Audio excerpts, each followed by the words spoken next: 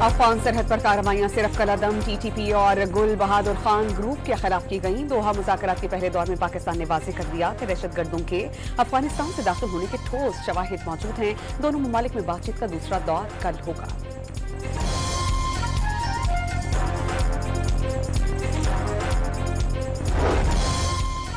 17 अक्टूबर की रात पाकिस्तान के गुल बहादुर ग्रुप के खिलाफ मौसर कार्रवाई। अफगान सूबा पख्तिका में गुल बहादुर ग्रुप के ठिकानों पर कार्रवाई में 70 से जायद दहशतगर्द हलाक। 17 अक्टूबर को शिमाली वजीरिस्तान में उसी ग्रुप ने नाकाम हमला किया था।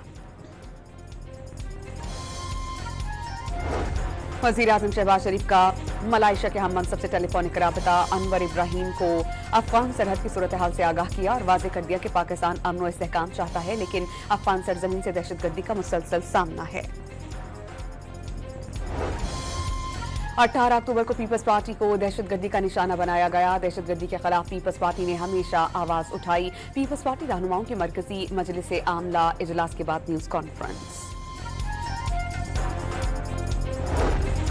पार्लियामेंट लॉजेस में आग भड़क उठी। रेस्क्यू टीम्स ने बर वक्त पहुंचकर आग पर काबू पाया।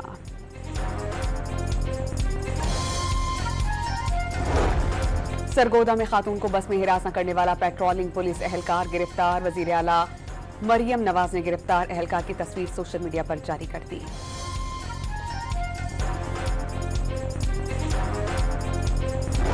और मोहम्मद रिजवान की वनडे कप्तानी खतरे में। हेड कोच माइक हैसन ने कप्तान बदलने की हिमायत कर दी। हतमी फैसले के लिए इजलास 20 अक्टूबर को तलब।